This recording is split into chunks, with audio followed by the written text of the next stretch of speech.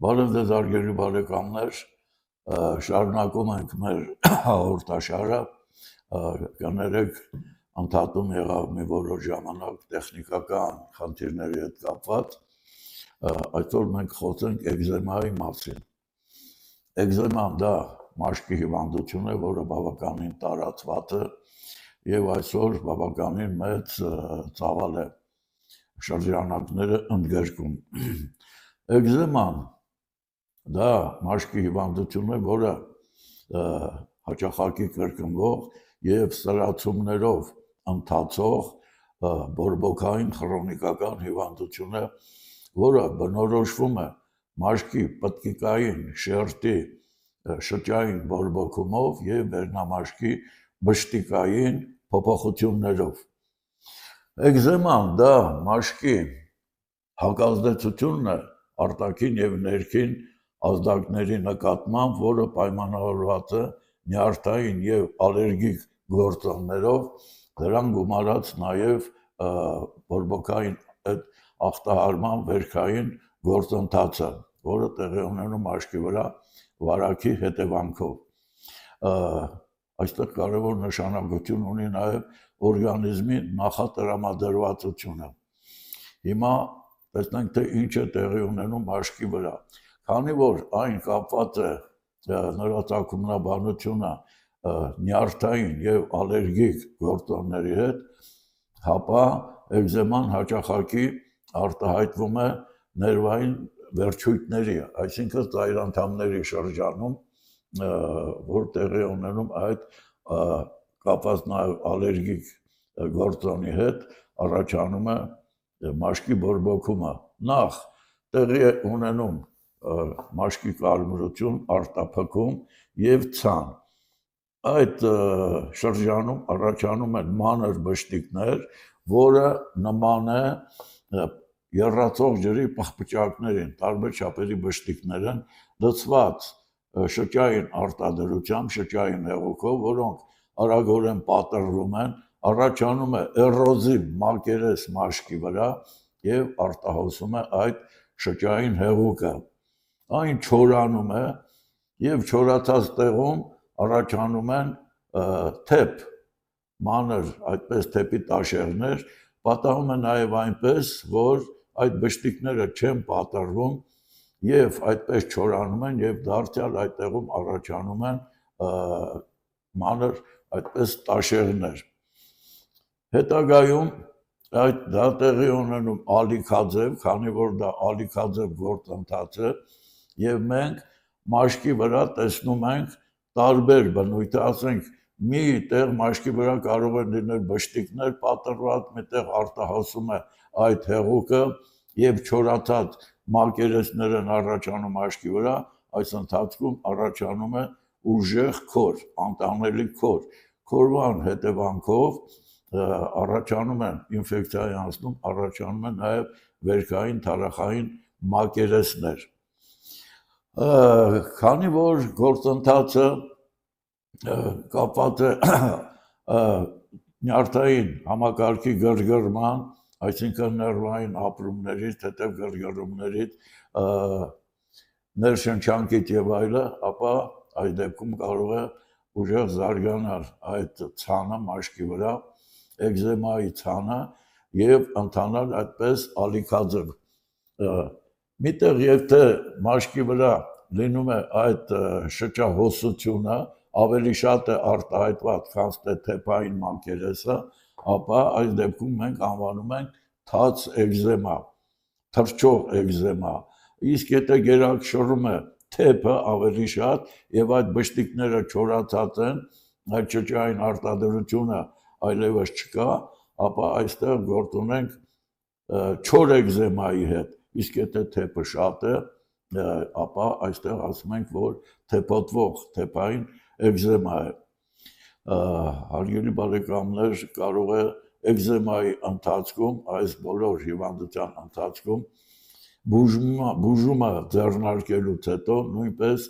կարող է առաջանալ սրացումներ։ Երբեմն էկզեման ընդգրկում է նաև ամբողջ մարմինը, դա իհարկե ծանր գործընթաց է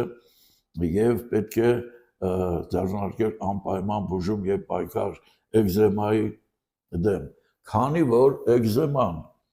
նյարդային գրգռման մետմացամբ հետևանքով է առաջանում, ապա բուժման ընթացքում պետք է շեշտը դրվի նաև նյարդային համակարգը հանգստացնելու վրա, որպեսզի էկզեմատիկ գործընթացը սկսի դանդաղել կամ ճնշվել։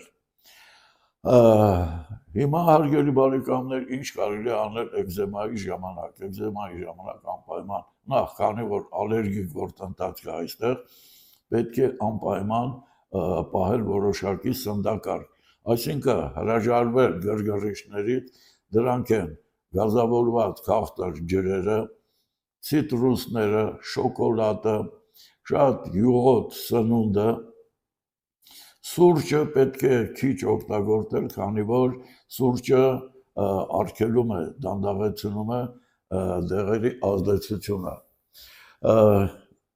Պետք է վերցնել գարու, այլուր, խառնել քացախի հետ եւ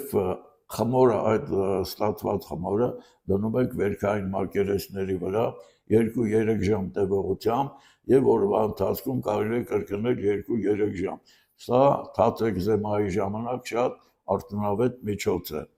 Կարող եք վերցնել նարնջի կեղևը, նարնջի կեղևի սպիտակ մասը, այսինքն ներսի մասը այսպես բացում եք, մի քիչ ճզմում եք եւ դնում եք այդ վերքային մակերեսների վրա, սա նույնպես արդյունավետ է թաց էկզեմայի ժամանակ։ Կարող եք խառնել մեկը 5-10-ի հարաբերությամբ քացախի հետ ձեթը եւ դնել թռչոցներ վերքային մակերեսների վրա։ Արդյունավետ են նաեւ տարբեր տեսակի յուղերը, քսայուղերը, որոնցից բնական բուսական, որոնցից են չիչխանի յուղը, չիչխանի որակյալ յուղը տալիս է լավ արդյունք, մասուրի յուղը, անկույզի յուղը նույնպես շատ արդյունավետ են այս գործընթացի ժամանակ, պետք է օրեկան մի քանի անգամ այդպես յուղապատում եք այդ վերքային մակերեսները, արդյունավետ է նաև անկույզի յուղը, անկույզի յուղը նաև ունի հակաալերգիկ բնույթ եւ կանխում է էկզեմատիկ գործընթացի առաջացումը։ Ուրցի եփուկը կարող եք օգտագործել թռչոցների ձևով։ Ուրցի եփուկ եք պատրաստում 3 ճաշի գտալ, ուրցը կես լիտր ջերման ջրի մեջ 10 րոպե դանդաղ եփելուց հետո, սառելուց հետո այսպես թռչոցներ եք դնում այդ վերքային մակերեսների վրա, ինչպես նաև կարող եք խմել 100 մլ օրը 3-4 անգամ քաղցած վիճակում։ Կարող եք վերցնել հում կարտոֆիլ, կարտոֆիլը քերում եք կամ աղում եք, 100 գրամ կարտոֆիլին խառնում եք 1 թեյի գդալ մեղր եւ նույնպես մի քիչ հաս շերտով դնում եք այսպես ասած թռչոցներ էկզեմայի վերքային մակերեսների վրա օրը 2-3 անգամ տևողությամբ։ Հարգելի բարեկամներ, գործընթացը կարելի է անկճել, կարելի է բուժվել, նորից եմ կրկնում, քանի որ ալերգիկ բնույթ ունի էկզեման, եթե նորմալ սննդակարգ չպաշտպանեք, ապա գործընթացը կլինի բավականին դժվար բուժելի։ Այսօր ես ձեզ ցույց կտամ նաև իմ գրքերը, ինչ որ ասում եմ, բոլորը գրված են գրքերում։ Սա ալկամա գիրքն է, որը ընդգրկում է 170 հիվանդություն, ընդարձակ ձևով գրված է բուժումը, բազմաթիվ դեղատոմսեր կան, որ դուք կարող եք, որը ձեզ պիտանի է եւ ավելի հեշտ է, կարող եք դա օգտագործել։ Իսկ եթե ենթադրենք մեկ դեղատոմսը չի օգնի, ապա կարող եք անցնել մյուսին։ Գիրքը ունի նաև իր պատկերասրահը, գունավոր նկարների, այստեղ 3 լեզվով գրած են այն բոլոր բույսերի անունները, հայերեն, ռուսերեն, լատիներեն, որոնք ընդգրկված են դեղատոմսերում։ Գիրքը ունի նաև հետևում քառալեզու բառարան, հայերեն, ռուսերեն, լատիներեն, նաև անգլերեն։ Սա բժշկարան գիրքն է, որը վերահրատարակվել է 6 անգամ։ Այստեղ Ընդհանրակ ձևով գրված է հիվանդության նկարագիրը, հիվանդի գանգատները, բուժման մեթոդները եւ տեղատոմսերը ժողովրդական բժշկության արսենալից վերցրած։ Նա ունի նույնպես իր գունավոր պատկերասրահը, որտեղ 3 լեզվով գրված են բույսերի տակ։ Գիրքը նույնպես ունի իր քառալեզու բառարանը գրքի հետևում, որտեղ ընդգրկված է նաև անգլերենը, այդ 3-ի հետ միասին հայերեն, ռուսերեն, լատիներեն եւ անգլերեն։ Հարգելի բարեկամներ, դեզ առողջություն եմ ցանկանում, եթե կունենաք հարցեր գրեք դեր կոմենտներում, մինչ նոր հանդիպում, ցտեսություն։